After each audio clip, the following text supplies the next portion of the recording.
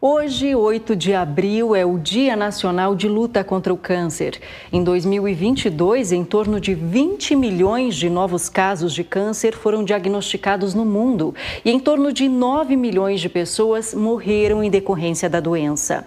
A Organização Mundial da Saúde prevê que o número de novos casos aumente 70% até 2050.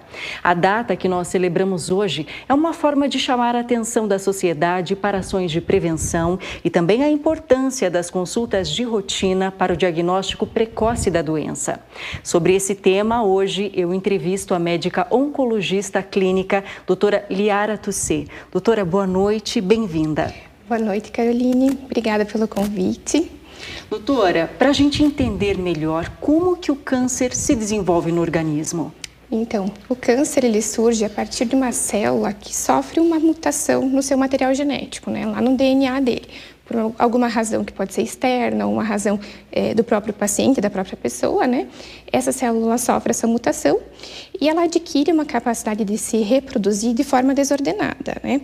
Com o passar do tempo, então, ela vai se reproduzindo e vai formando um conglomerado de várias células, né? Que juntos formam um nódulo e formam o tumor que a gente chama, né?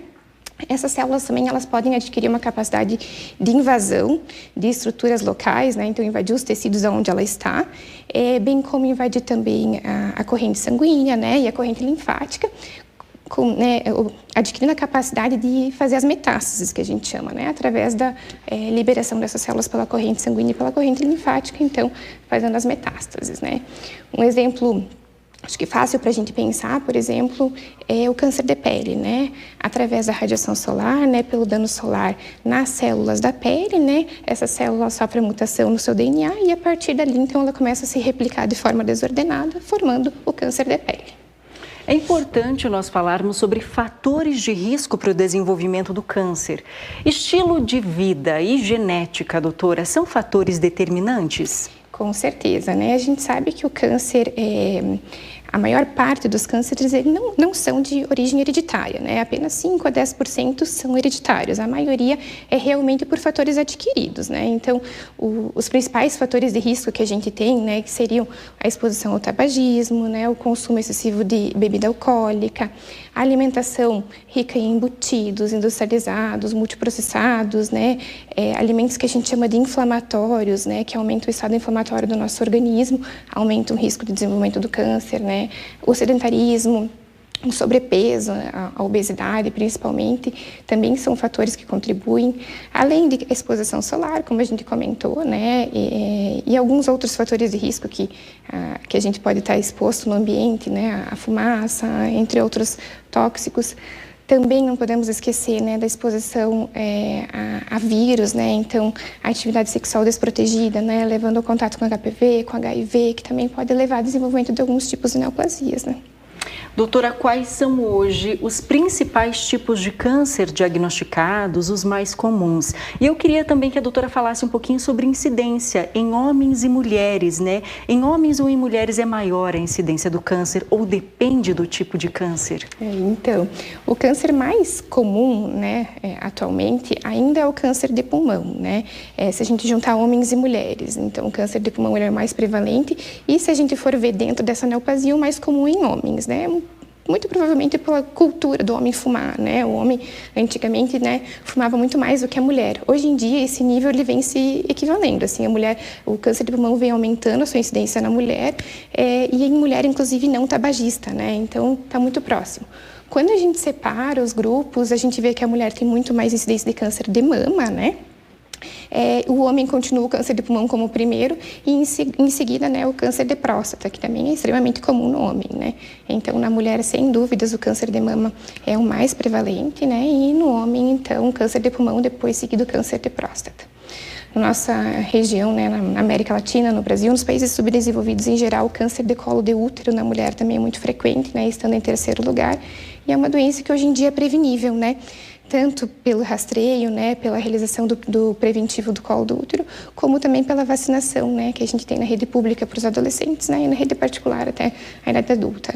Aqui na nossa região também tem a incidência muito grande do câncer de pele, né, justamente por questões aí de europeus descendentes, né? Me fugiu a palavra, mas é essa, descendentes de europeus, peles mais claras, a tendência do câncer de pele para quem trabalha na agricultura principalmente é muito grande. É exatamente por isso, né? A nossa região é uma região que é muito agrícola, né? Então a gente tem muitas pessoas que trabalham realmente expostas ao sol, além desse fato, né? Que a nossa região é basicamente descendente do europeu, né? Pele clara, olhos claros, né? Então o risco é muito maior.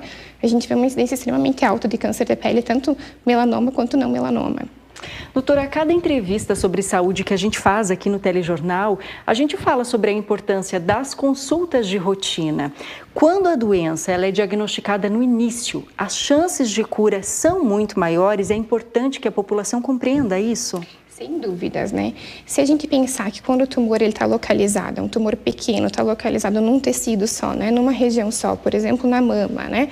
Está só ali, não foi para linfonodos, não se espalhou, a nossa chance de curar é muito maior, né? A partir do momento que ele já está invadindo estruturas, que ele está invadindo linfonodos ou que ele está invadindo outros órgãos, isso realmente fica mais difícil, né? Por isso que a gente bate tanto na tecla todo ano, né? Com campanha de Outubro Rosa, a campanha do Novembro Azul, que é para o câncer de próstata no homem, né?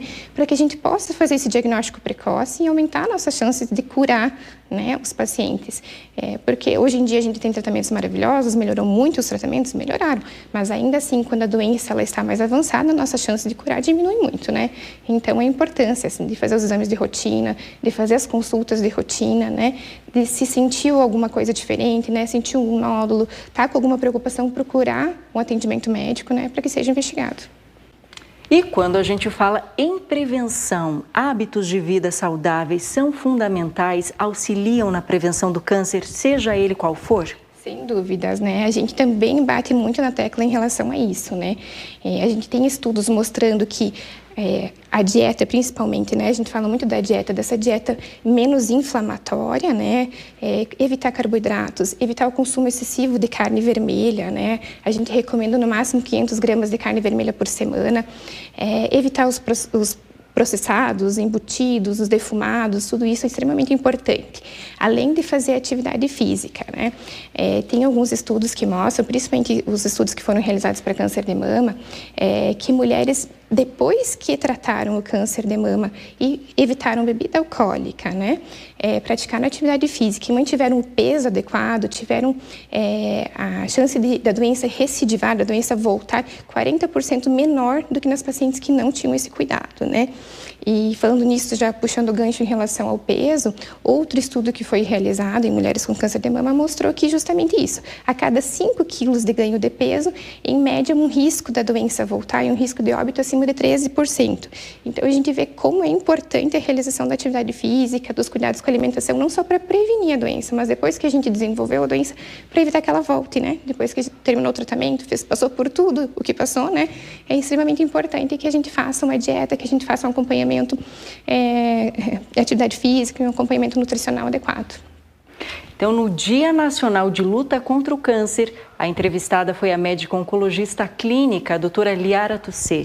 Doutora, obrigada pela participação, pelos esclarecimentos. É sempre muito importante falarmos sobre o assunto, ainda mais quando conseguimos tratar de prevenção. Obrigada mais uma vez. Eu que agradeço o convite, né? Falar sobre esse tema tão importante hoje em dia, que a gente vê que a incidência do câncer vem crescendo a cada dia, né? E a gente, né, no nosso meio, ninguém passa, né, sem ter um familiar, um amigo, algum conhecido com câncer. Então, é extremamente importante esse assunto. Eu fico muito feliz em poder participar desse bloco. Obrigada.